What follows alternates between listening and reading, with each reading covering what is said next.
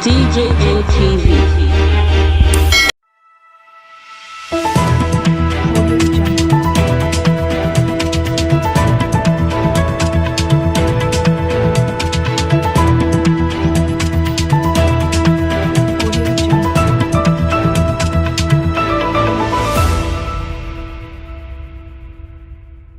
Those accounts were 10 accounts in 3 banks.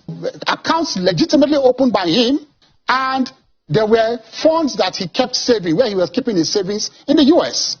That's a lie, because his salary was $2,400, and at one point he deposited $661,000. At another time he deposited $1.2 million. That's $1.8 million. How do you save $1.8 million when your salary on a monthly basis is $2,400, which is actually just $38,000 plus per year? And he stated it himself that he didn't have any other source of income. So where is the savings? As I speak with you, if you want to know whether there is a criminal charge against somebody, you must have a complainant. So you will see the state versus so and so person. You must see that. And then you must have a charge number. You must have a charge number if there's a charge against anybody. There is no charge number in those documents. There were 2 charges. That's another lie. 18 USC 1956 and 18 USC 1957, which borders on money laundering and financial fraud. And then there was a charge number. The charge number is staring you in the face. 93C 4488. That's another lie from Festus Keyamo. If you look at those documents too, Bola Tinubu was not mentioned as a defendant. They've skipped that. It was only account numbers that were mentioned, and at the end of the day, they just said account numbers in the name of Tinubu. That is all. Not that Tinubu was a defendant. It was accounts in his name, not him.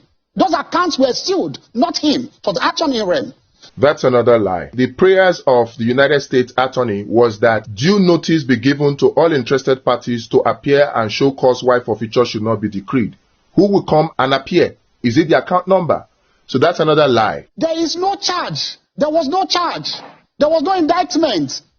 There was no criminal process. It was a purely civil process against those accounts. There indeed were 2 charges, 18 USC 1956 and 18 USC 1957, which bordered on money laundering and engaging in money transactions in property derived from fraud.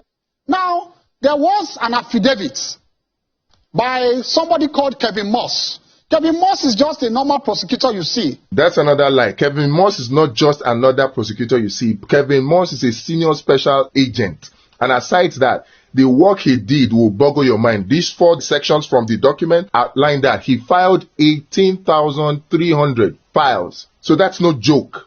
What they did in the case of Bola Tinubu was therefore to file what they call an interim process for forfeiture. It was not a final process. That's another lie. There were 5 documents, and the last of them is the final forfeiture, the final decree. You can see it there. So there was a final decree starting from the verified proof of forfeiture to the warrant of seizure, down to the settlement, down to the final forfeiture. So that's another lie. The Kevin Moss, all those depositions you see there about narcotics and all that, it was not a judgment of the court.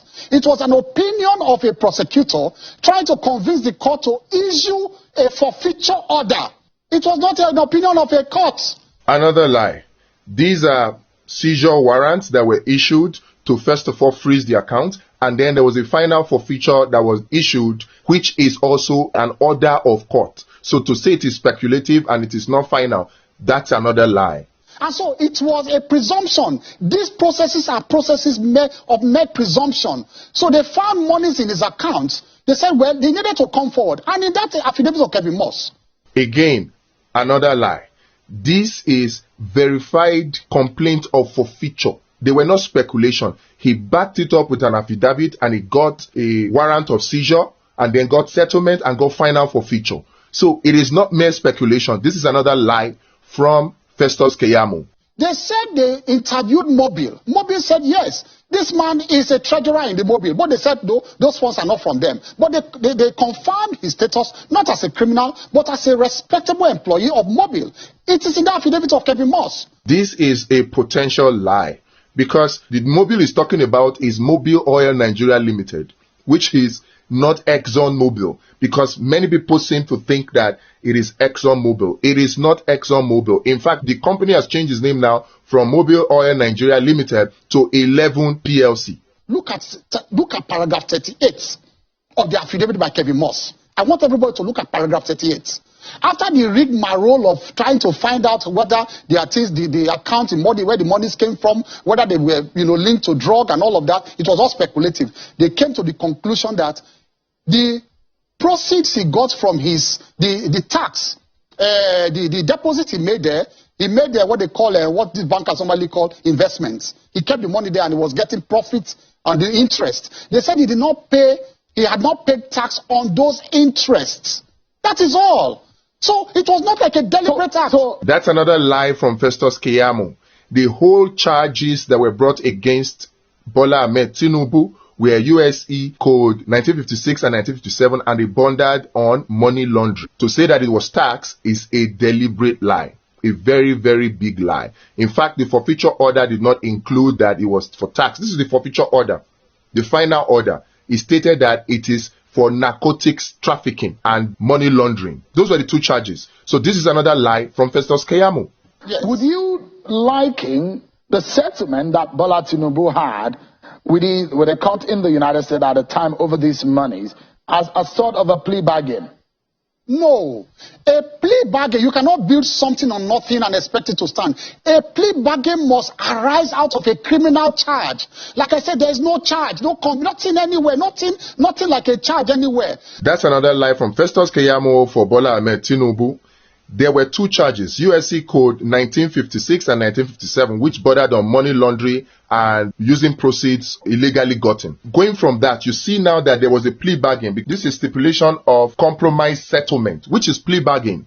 So there was a plea bargain, and in the plea bargain, initially it was supposed to be 1.8 million that was seized, but eventually they just fined him based on the charges that he was charged, because he was charged with two codes violation, USC code 1956 and USC code 1957. And if you look at the punishment for those violations, it says not more than $500,000. That was why only $460,000 was deducted from the account, because that's what the law speculates as fine punishment for the violation of the law.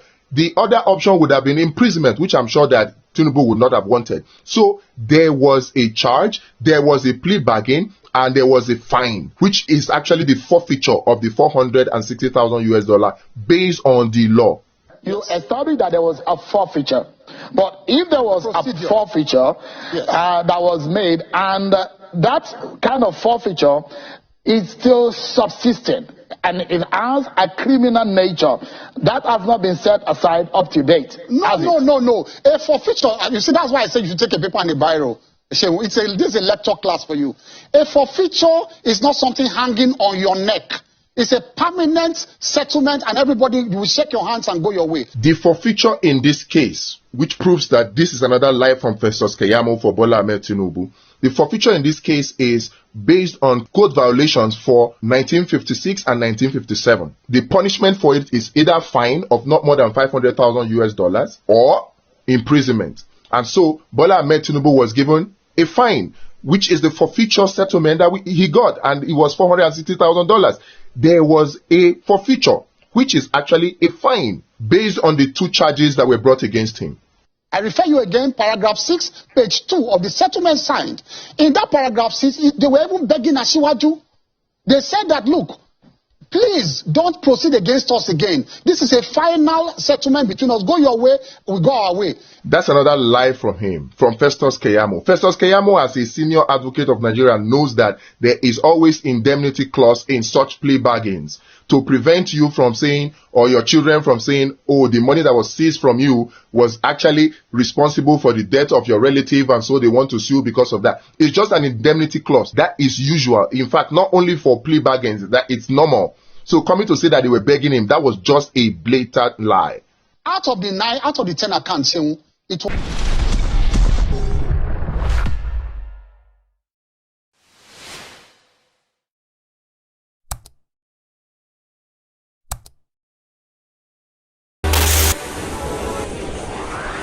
People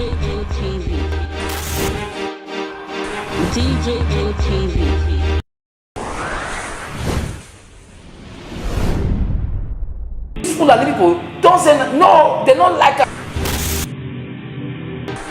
Welcome to DJ TV. DJ TV. DJ TV. DJ TV. DJ TV. Some of the delegates and ask the question. DJ TV.